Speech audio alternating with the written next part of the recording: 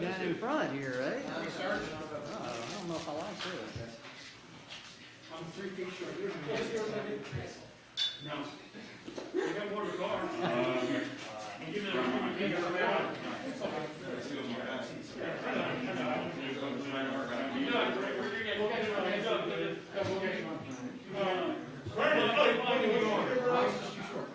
We good? Mic check. Mic balance. All right.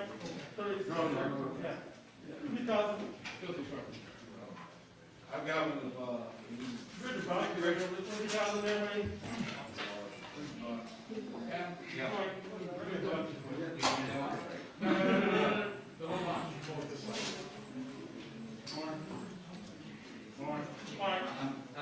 You good? Yep. Test one. Mic check. Test 1, 2. 1, 2, 3, 4, 5. Good. That's really bringing a crew, huh? This many. We got all the upstate too. Yeah.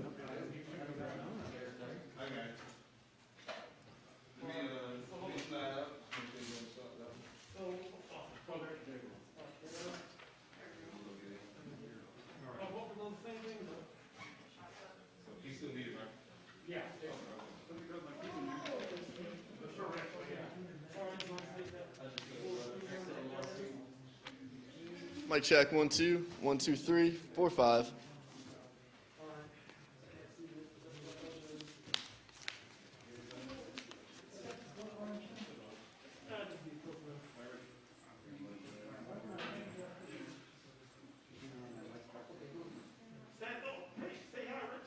Yeah.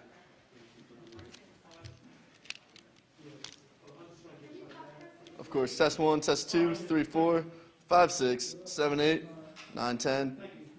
Check 1, mic check 1, 2, 3, 4, 5, 6, 7, 8, 9, 10. What outlet are you plugged into?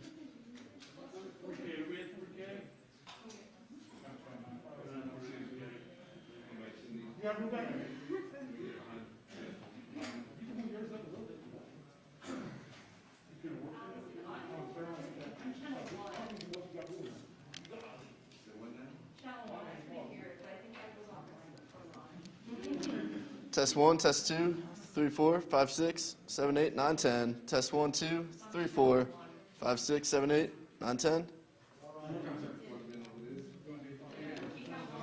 Yep, test 1, 2, 3, 4, 5, 6, 7, 8. Perfect.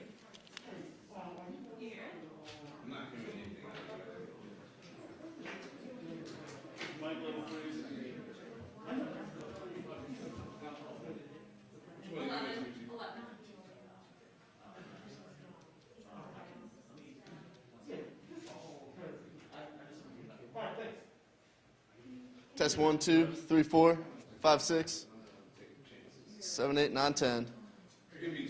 Of course.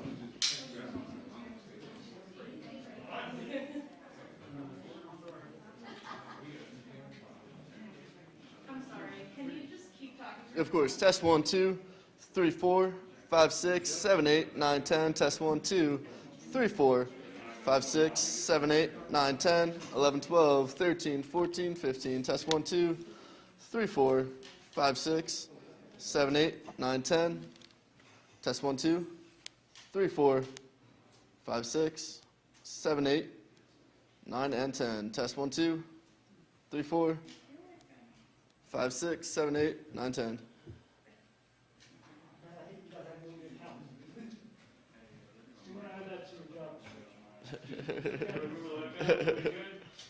give me a second. I'm gonna swap out a equipment.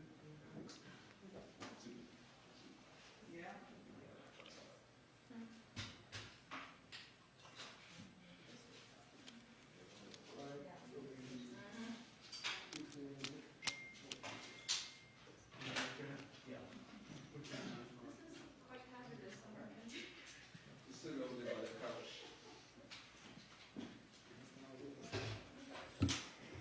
Okay. I mean, it's like nothing big.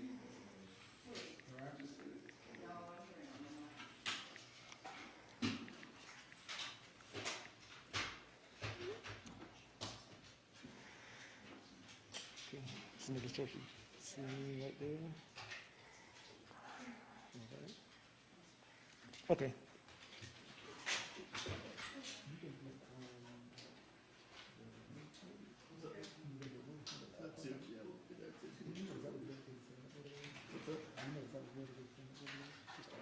It just about, it's 2 minutes. 2 minutes? Yeah.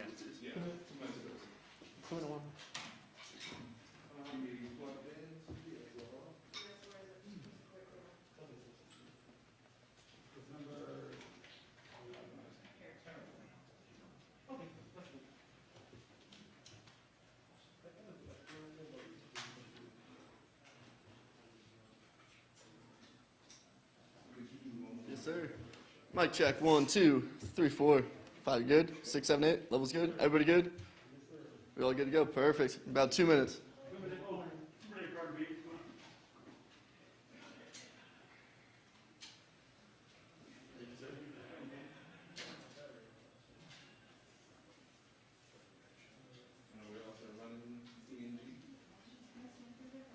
We ready, man? All ready?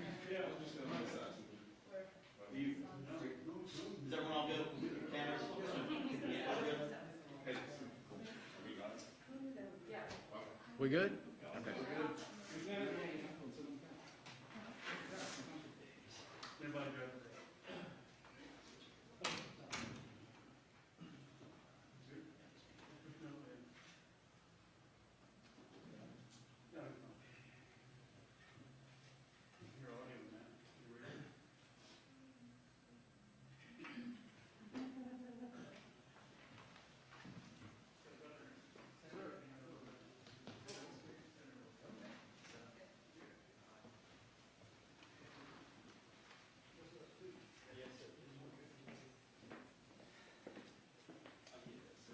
Hello, everybody. Good turnout. Thank you very much. I've just been meeting with the governor and his staff to talk about my day. I started at the Gamecock Vaccination Center being run by Prisma Healthcare and USC and the National Guard. Governor, I'm very proud of what you're doing. If you want a vaccination, you can get one. It takes about an hour. I've been vaccinated. I would urge everybody in the state to get vaccinated. We need about 70–80% of our population to get to herd immunity so we can go back about our lives and play football safely. So, Governor McMaster, I want to congratulate you and your staff working with the private sector and making the vaccine available to as many South Carolinians as possible. And it takes about an hour, and it'd be well worth your time. So I want to congratulate you on that. The reason I'm here today with the governor is I've been in the House and the Senate for a while now, and I've never been more worried about a piece of legislation than I am H.R. 1. Now, why am I worried? H.R. 1 is an attempt by the radical left to take over every election system in the country. H.R. 1 would be the federalization of elections for Congress. It would be in violation of the Constitution, in my view, but the contents of this bill should scare everybody in South Carolina and throughout the nation who believe in robust voting but integrity at the ballot box. Number one, it does away with voter ID requirements. H.R. 1 would eliminate the ability of any state to require a voter to prove you are who you are. That, to me, is stunning. You can't get on an airplane. You can't go anywhere in this country. You can't apparently do much for Delta and Coca-Cola shareholders. You have to have an ID to go to the shareholder meeting. So it would eliminate a voter ID. It would take away from the states the ability to redistrict for congressional purposes. What does that mean to South Carolina? That's a disaster for us. We have 7 members of Congress now because our population in South Carolina is growing. Every few years, you redistrict the House of Representatives based on population growth. Where people are moving out of the deep blue liberal states because of taxes and crime, they're coming to Texas and South Carolina and Florida, and under the laws of the land today, you leave it up to the states with court oversight to draw the new congressional districts. This bill would eliminate that. They would create a federal panel to take away from South Carolina the ability to draw our congressional lines. That's a tremendous infringement on the ability of a state to run its election as envisioned by the Constitution. Ballot harvesting. that becomes the law of the land. What does that mean? It means a third party can collect ballots of other people. They can walk through neighborhoods, walk through community centers, walk through nursing homes, and collect ballots, and in theory drop them off at the right place. But that is ripe for fraud, because if you have the wrong person collecting the ballot, they'll throw some of them in the garbage can. Ballot harvesting, I think, is a threat to democracy as we know it. It allows same-day voter registration, which I think is to be problematic. It requires the federal government to finance campaigns. There's a requirement in this bill that the federal government will provide $6 to every candidate who raises $1 from low-dollar donations. Remember our election? If you're in the TV business, I hope all of you got raises, because it's not because they couldn't afford to give you money if they wanted to. I spent $110 million, and Jamie Harrison, I think, was $132. Under this bill, for every low-dollar donation we both received, you'd get $6. You're talking about over $1 billion available to campaign in South Carolina. Who wants to go through that? So all I can say is it's the biggest power grab since I've been in Congress. It will take away every state's ability to run free and fair elections. It will do away with the requirement for voter identification. It will take away the ability of a state to redistrict and send it up to the federal government. It institutionalizes ballot harvesting and requires mail-in voting as the way to go, that you'll get a ballot whether you want one or not. This, to me, is a very serious attempt to alter the balance of power, to centralize in the federal government a voting system that's ripe for fraud at the expense of every American who wants to vote fairly. And with that, I'll turn it over to Governor McMaster. Thank you, Senator Graham. It is, thank you for being with us today. Senator Graham is exactly right, and it is really hard to believe what is in this bill. It has now passed the House and is in the Senate. And as you know, the votes are 50-50 in the Senate between the two parties. But this bill, H.R. 1, threatens the constitutional sovereignty of the state of South Carolina. Now, those are not just words. That's very important. This country, our state, is built on the sovereignty of the states. This bill takes that away. Like others, I have sworn an oath to preserve, protect, and defend the Constitution of this state and of the United States. An oath, so help me God. Many of you have taken such an oath. As long as I am serving as governor, I will stand up against those who seek to infringe or deny South Carolinians their constitutionally protected freedoms and liberty. I must say, I've been in and out of politics for a number of years, as has Senator Graham, as have others. I have never seen anything like this. And I know there have been some people that made statements about the Georgia election reform and other things, and they have overstated it. They have erroneously characterized. They have exaggerated some of those provisions that you've seen on television and other places. But there's no way to exaggerate the danger and the harm that these provisions, if passed, will do to our state and our country. It is hard to believe they will eliminate the requirement, any kind of ID requirement other than saying that you are who you say you are, and you can register to vote on the same day as the election. It requires the states to have early voting. I don't mean absentee voting. We have a good process for absentee voting here. You can get your ballot. You can, it'll be mailed to you 30 days in advance. You have to apply for it. You vote, sign it, have a witness, send it back in. It must be received by 7 o'clock on election day. It must be received. This bill throws all of that away. This is the largest invitation to fraud that I can imagine, and I don't know what they're going to come up with next if they get this done. people during the last election, they said, well, we don't need all these requirements because we don't have any voter fraud in South Carolina or other places. Well, when I was in the U.S. Attorney's Office, we prosecuted voter fraud. 30 individuals were convicted. It's in Dillon County. Some of you may remember that. And it all centered around absentee ballots. They were taking absentee ballots, getting them and taking them out, helping the people fill them out, and then they do the voting for them or tell them who to vote for. They pay them, I think it's a half pint of liquor or $5 was the going price. And that's voter fraud. Loosening the requirements on absentee voting to eliminate the integrity of that is bad enough. But this bill goes even farther. It is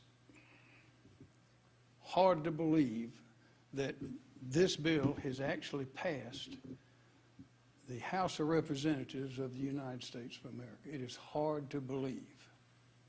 So I thank you, Senator Graham, for standing up.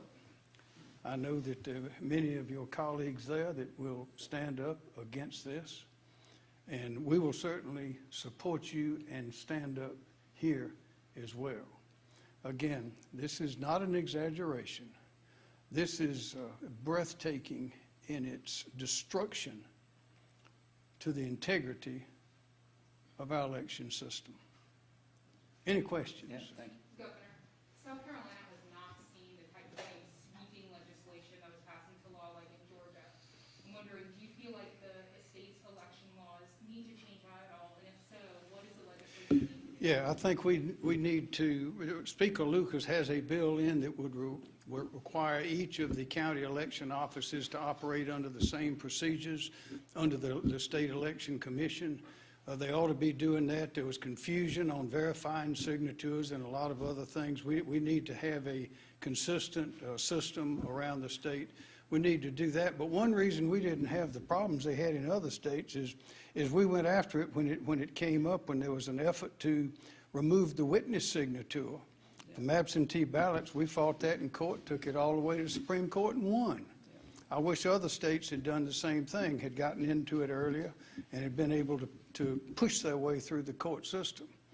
But this thing, regardless of what we do, what our laws are here, this bill will change everything. I think it is blatantly unconstitutional. It is enormous in its impact, all negative.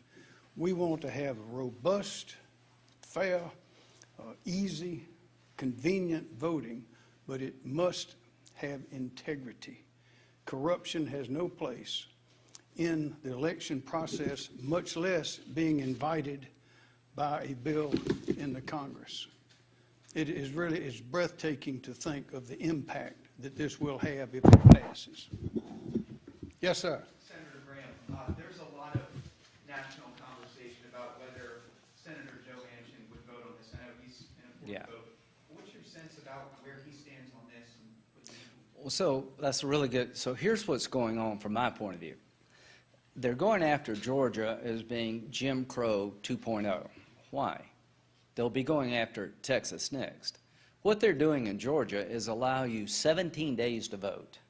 Now, you got to have an ID to vote, and if you don't have one, they'll get one for you, including weekends. How are you suppressing people's right to vote when you give them 17 days to vote, including weekends?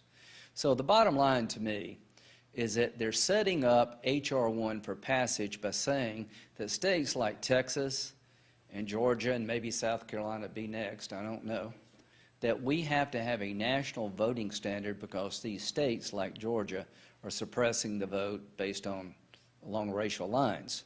So here's what I think. I think that Joe Manchin is not going to turn on the people of West Virginia, because here's his choice.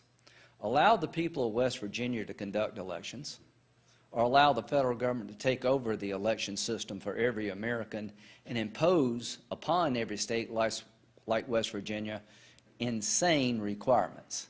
No voter ID. So I would imagine that in West Virginia, if you ask the average person, Do you believe you should have an ID to prove you are who you are when you vote? It would be overwhelming. I would imagine most West Virginians would want states to draw the lines, not some group in Congress. I am sure that most West Virginians wouldn't like the idea of ballot harvesting, where some partisan person can collect ballots from neighborhoods and other places and turn them in if they want to, and if they don't turn them in. So my view is that I doubt if most West Virginians want the federal government to be on the hook for $6 for every dollar you get through a donation. So I'm hopeful that Joe Manchin will look at H.R. 1 as destroying the ability of West Virginia to conduct an election as they see fit, following the laws of the land. The reason I'm here with Governor McMaster is to let every South Carolinian know why I'm so upset. If you can show me voter abuse where people are not allowed to vote fairly and freely, I want to fix that. I see a political effort to institutionalize voting at the federal level on terms most advantageous to the most radical people in the country. And I'm not going to be part of that, and I'm hoping Joe Manchin will not be. They're trying to change the filibuster for this. They're trying to convince Joe Manchin, just work with us on H.R. 1. Let's change the filibuster for one bill. Why are they picking this? This will destroy ballot integrity. This will institutionalize techniques used by the left to expand the vote in a fashion where there will be no integrity in the vote. This is the biggest power grab in modern American history, being pushed by the most radical people in modern American history to change the way we vote, to destroy the integrity of the ballot box. And we will not stand for it in South Carolina. And I am confident that Joe Manchin will be listening to the people of West Virginia. Senator Graham, what do you think about H.R. 1's requirement that super PACs disclose their donors publicly? I'm all for that. Citizens United is your problem. I don't like dark money. I had all the money. Thanks to the generosity of people throughout the country, I was a well-funded candidate. But some of these PACs come out of nowhere. They come into a state, you don't know who's giving the money, they beat the hell out of you and they leave, and you don't know what their agenda is. Count me in for transparency, but you got Citizens United, and I've already talked to Sheldon Whitehouse. I want people to know, where the money's coming from. I believe in transparency. I believe in disclosing your donors. So that's something I could work on. A recent poll found that the majority of Americans would support same-day voter registration. I recognize that this bill has a lot of layers to it, but do you see anything that's redeeming in it in addition to the dark money? Could you get behind same-day voter registration or any kind of compromises? To me, I want to make it easy to vote, hard to cheat. I don't want to have an influx on the, voting is a sacred right, but it's also a sacred process. I'd rather leave it up to the state of South Carolina. Why should we be mandating that? I mean, if it's working in a state and they like it, great. If Henry and the people of South Carolina don't want to go down that road, great too. For me, I'd like people to get registered, make it easy to be registered, but be on the books when you show up. They'll see your name, you show an ID, and you vote. I don't mind voting by mail, but I don't want to mail people ballots who don't request them. What happens to all these ballots in apartment complexes laying around when people move? The idea of ballot harvesting offends the hell out of me, that some person with a partisan edge can go through a neighborhood and collect people's ballots, help them fill it out, and turn it in if they want to, and if they don't, they don't. These are terrible ideas. It's just same-day voting. I'd leave it up to people of South Carolina. We actually had, in the last election, I know two people called me saying they'd moved from other states 20 or 30 years ago. They hadn't been citizens here, voting, everything else, buying houses, raising children, and yet they got multiple ballots from those states asking them to vote. It's easy for these things to get out of hand. When you have people, the stakes are high, and people will do things that they shouldn't do. And there's no reason on earth to do what H1 is asking. It would make all of that easier. Voting needs to be completely free of corruption. It needs to have integrity. We need to have confidence in the system, and H.R. 1 would destroy that. Governor, you've expressed support for Speaker Lucas's bill in the House. What do you think about the bill in the Senate that aims to restructure the State Election Commission? Don't think that's necessary. I think that's a bad idea. It doesn't make sense to me. It looks like a power grab there for no reason. But Speaker Lucas's bill is superb, needs to be done. Every county election office ought to have the same rules, ought to operate by the same safe procedures, prescribed procedures, and there shouldn't be a question about how do you check a signature, well, how do you verify this, how do you do this? Those sorts of questions don't even need to be asked.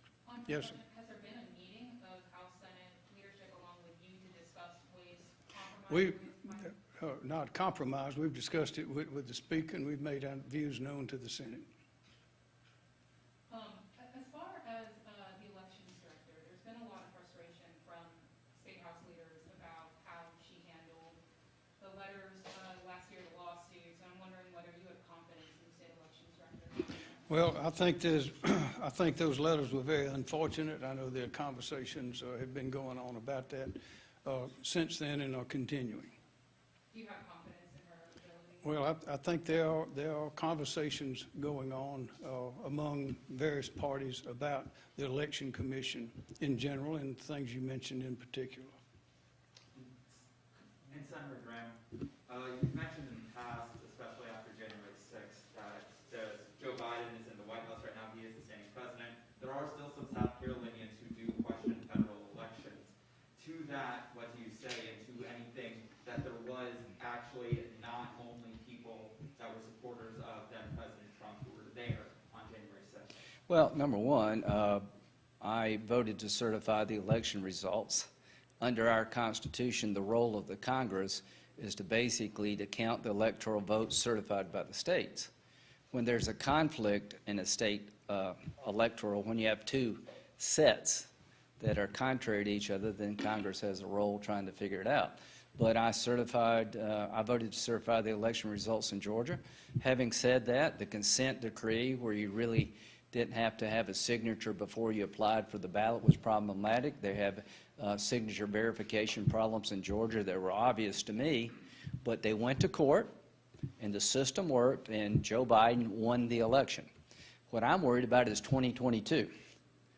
I'm worried about this becoming law. If this becomes law, you're going to undermine the integrity of the ballot box to where it will be hard to convince the average American this is on the up and up.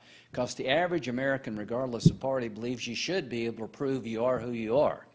The first thing in this bill that just bowls me over is that there's no longer a requirement for voter ID. It'd be illegal to do it. What does redistricting have to do with voting integrity? That's a power grab. What does a 6-to-1 money match have to do with voting integrity? Act Blue raises a lot more money than the Republicans can raise on the Democratic side, so they're trying to take the advantage they have through these small dollar donors and leverage it through the federal law. What does ballot harvesting have to do with improving integrity at the ballot box? It's a way to gather people's votes in a system that I think is very nefarious. So this is a power grab. This is not about making it easier to vote. This is not about anything other than trying to consolidate power on terms most advantageous to the liberal left. We're not going to put up for it up with it in South Carolina. And I hope Joe Manchin will hang tough, because Senator Manchin represents one of the most conservative states in the Union. And I can't believe that people in West Virginia would put up with this. I can tell you, having been all over the state, people in South Carolina are just shocked that the federal government would even be contemplating this. Not only are we contemplating it, we're 1 or 2 votes away, Henry, from this happening. They're willing to change the filibuster rule, which I have opposed changing. We had the House, we had the Senate, we had the White House. President Trump was tweeting every day against me and McConnell, change the filibuster rule so we can pass anything we want as Republicans. Well, I said no, because the Senate's different. It ought to be a place to slow things down, to build a bipartisan consensus. 27 Democrats, Governor, signed a letter with me to Mitch McConnell and Senator Schumer, when we were in charge of everything, urging us as Republicans not to change the filibuster rule. I signed that letter. There were 61 of us. Those same people, where are they now?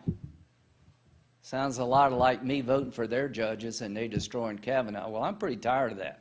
So all these Democrats that were urging us to maintain the integrity of the Senate are now willing to change the rules for this one bill. They understand that they can pass H.R. 1. It would be the biggest change in the way we vote, beneficial to the radical left in the history of the country. And I'm hoping that a few senators on the other side will not play this game. And I'm hoping that the State House will urge the delegation not to be part of passing H.R. 1. Two more questions if there are. The voter ID requirement you keep talking about, it doesn't ban states from requiring it. It just says that they have to also let voters, if they don't have ID, sign sworn affidavits under oath, testifying. Oh, what's possibly could happen with that? This is a joke. The reason they're trying to stop, I am willing, and I'm sure Henry would be too. If you don't have a driver's, we'll give everybody an ID. I don't want to put a burden on anybody. If you don't have an ID, we will get you one so you can vote. So this is eroding the voter identification requirement. What's wrong with asking people to have an ID to prove you are who you are when you vote? You have to have it when you go to the airport. And Democrats are talking about a vaccine passport. They're wanting you to have a document to prove you've had a vaccine to be able to conduct business in the country and to travel, but they don't want you to be able to prove you are who you are. So it's pretty obvious to me this is not about voter integrity, it's about power grab. Last question right here. Could you explain the ramping up cancel culture bullet point? I don't know that one. I'll read that one, yeah. I think that's got a lot to do with Georgia. Yeah, I don't know. That's one of the 12 things they gave me I didn't mention. I don't even know what it means myself. But I don't need to get past voter ID. I don't need to get past redistricting and ballot harvesting. Those are the guts of this thing. Taking away the power of the states to draw the state lines is devastatingly bad for South Carolina because we're growing. Doing away with voter ID is bad for the integrity of the ballot box. And mail-in voting on a mass scale where you get the ballot where you want it or not is ripe for fraud, and ballot harvesting is just an absolute nightmare. And I don't like the idea of a 6-to-1 federal government match for every dollar you raise as a candidate. That's enough for me. Thank you, everyone. One more question. For both of y'all, Southern Poverty Law Center says H.R. 1 would roll back discriminatory practices that have harmed voters and citizens of colors for decades. That is nonsense. That's nonsense. This is dangerous. It will destroy the system of elections. If there's anyone out there who does not want Nancy Pelosi and Chuck Schumer to be in charge of their lives, then you don't want to support this. If this passes into law, just to put a face on it, you will have those two individuals and those who think just like they do, and the rest of the radicals will be in charge of your lives. Because the people that will get elected are the people who will be agreeing with them.